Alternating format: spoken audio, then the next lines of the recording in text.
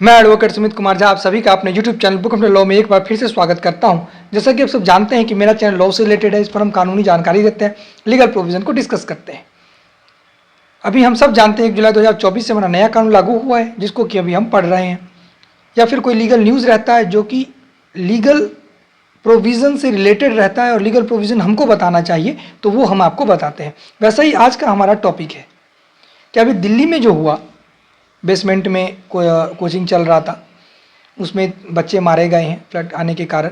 तो जो कोचिंग संचालक हैं उन पर कौन सी धारा लगेगी, ठीक है, जो मैनेजमेंट है जिनकी भी लायबिलिटी है उन पर कौन सी धाराएं लग सकती हैं, लगेगी, लगी भी है, ठीक है, उसको जानेंगे, उसको डिटेल में जानेंगे।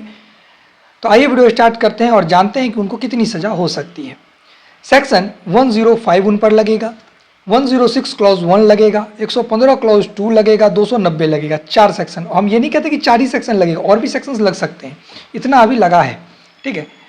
अब हम आपको वीडियो स्टार्ट करने से पहले एक बात बता देते हैं कि होता क्या है कि जब आप MPD एक्ट 2021 को पढ़ेंगे या UBBL को आप 2016 को पढ़ेंगे, ठीक है, उसका तो कोई भी सेक्शंस पनिशमेंट के बारे में बात नहीं करता, ठीक है। तो उसमें साफ साफ ये कहा गया है कि जो बेसमेंट है उसका इस्तेमाल किया जा सकता है कोचिंग्स के लिए, ठीक है, किया जा सकता है। तो लेकिन उसके लिए NOC लेना पड़ता है बहुत जगह से, फायर ब्रिगेड से, और भी जो भी कंसर्न अथॉरिटीज़ हैं सबसे लेना पड़ता है, ठीक है। अब होगा क्या कि ये इनके पास लाइसेंस ज़रूर होगा, क्योंकि इनके पास पैसा है, ये बिना लाइसेंस के काम नहीं, मतलब बिना NOC के काम नहीं करेंगे। और उन्होंने इन्हें NOC दिया भी होगा। वो कहेंगे कि जो मान के लिए फायर ब्रिगेड वाले हैं, फायर ब्रिगेड वाले कहेंगे कि हमने इनको कंडीशनल दिया था। ये कहेंगे कि कंडीशनल होता क्या है, पहले हमको ये बताइए। तो इसमें क्या होगा ना कि बेनिफिट ऑफ डाउट जो है वो एक्यूज को मिल जाएगा, वो निकल जाएगा, ठीक है। अभी हम ये तो हमारा अंदाजा है। अब हम आते हैं अपने सेक्शन पर। 105 culpable homicide not amounting to murder, ठीक है। इसकी जो सज़ा है वो लाइफ इम्प्रिजनमेंट तक भी है, और इसमें एक और सज़ा दी गई है जो कि कम से कम 5 साल की है और 10 साल तक ये हो सकती है, ठीक है।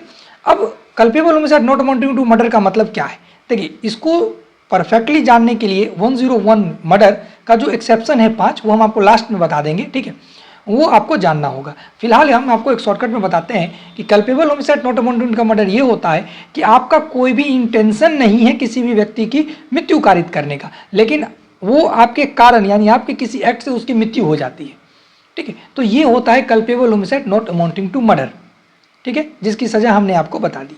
अब इसके बाद हम आते हैं जो उन पर सेकंड धारा लगी है 106 क्लॉज 1। इसमें क्या है कि कॉजिंग डेथ बाय नेग्लिजेंस, देखिए लास्ट में भी यही धारा रह जाएगी, ठीक है, क्योंकि किसी न किसी के नेग्लिजेंसी के कारण ही ये जो घटना हुई है, वो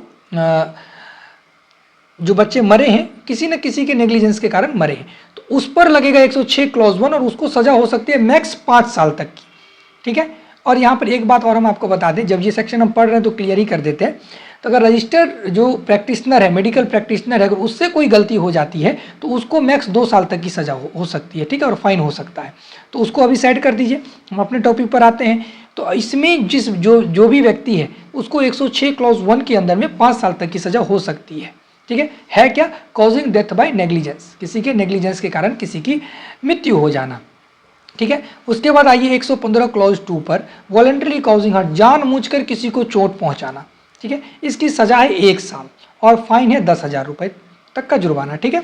अब आइए 290 कहता है negligent conduct with respect to pulling down, repairing for और कंस्ट्रक्शन बिल्डिंग एक्सेट्रा।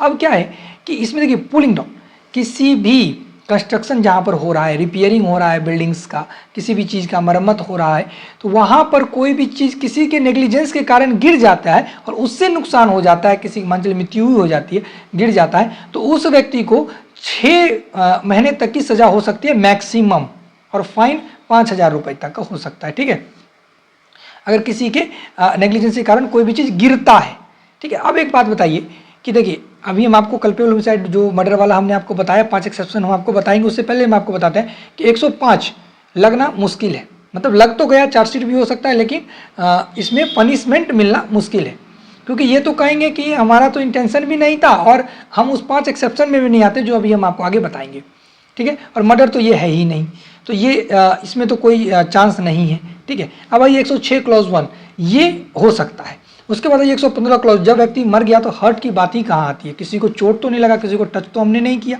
ठीक है। तो ये 115 क्लॉज 2 जो है ये भी हट सकता है।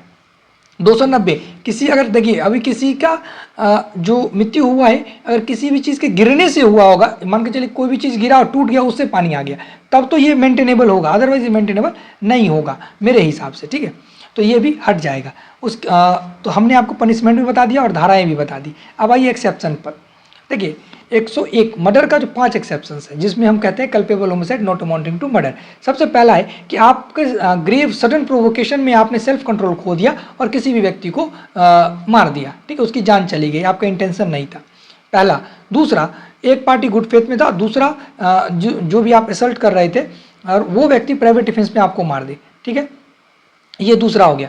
तीसरा हो गया कि पब्लिक सर्वेंट को जो लॉ के द्वारा अथॉरिटी दिया गया तो उसको एक्सीड कर दिया और उस एक्सीडिंग के कारण कोई व्यक्ति मर गया, जिसको अपना जो उसका ताकत था उसको बढ़ाया, उसके कारण कोई मर गया, ठीक है, ये भी एक्सेप्शंस में आता है। लेकिन पब्लिक सर्वेंट एक्सीड क्यों किया? एडवांसमेंट ऑफ पब्लिक जस्टिस को बचाने के लिए, एडवांसमेंट के लिए, ठीक है, कोई इलविल नहीं होना चाहिए, तब जाकर के ये यहाँ पर एक्सेप्शन में आता है, ठीक है। उसके बाद सडन फाइट हो गया किसी का रोड पर, ठीक है, प्री मीडिएशन कुछ नहीं था, मतलब पहले से कोई सोच कर नहीं आता कि हम लड़ेंगे या हम उसको मार देंगे, ठीक है, लेकिन सडन झगड़ा हुआ, मार दिया, एक मुक्का लग गया नाक पर, एक ही मुक्के में नाक पे लग गया, कोई नस वस फट गया होगा, मर गया, ठीक है। तो ये सब culpable homicide not amounting to murder के अंदर आएगा।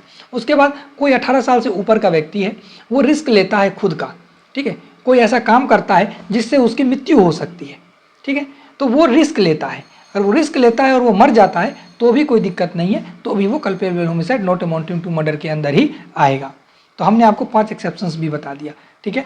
अब चार्ज क्या होता है, चार्जशीट क्या होता है, दोनों में अंतर क्या है, ये हमने आपको बता दिया था, ठीक है। हमने आपको ये भी बताया कि पुलिस आपके खिलाफ काम करे तो आप क्या कर सकते हैं, पुलिस किसी अपराधी को बचाने के लिए काम करे तो आप क्या कर सकते हैं, चार्जशीट अगर पुलिस गलत दे दे तो आप उसके अगेंस्ट में क्या कर सकते हैं, ठीक है। आप रिट का इस्तेमाल कैसे कर सकते हैं, फॉल्स सर्टिफिकेट अगर आपने लिया है या किसी ने दिया है आप उसको कैसे फंसा सकते हैं, ठीक है। बहुत सारा सेक्शंस हमने आपको बताया जो कि जनरल यूज में सबके लिए जरूरी है, ठीक है। मिलते हैं किसी नेक्स्ट वीडियो में किसी इंपॉर्टेंट टॉपिक के साथ, किसी लीगल न्यूज़ के साथ, किसी सेक्शन के साथ, BNSS भारतीय साक्ष्य अधिनियम, कॉन्स्टिट्यूशंस और अदर एक्ट के साथ हम आपको मिलेंगे। आज के लिए इतना ही।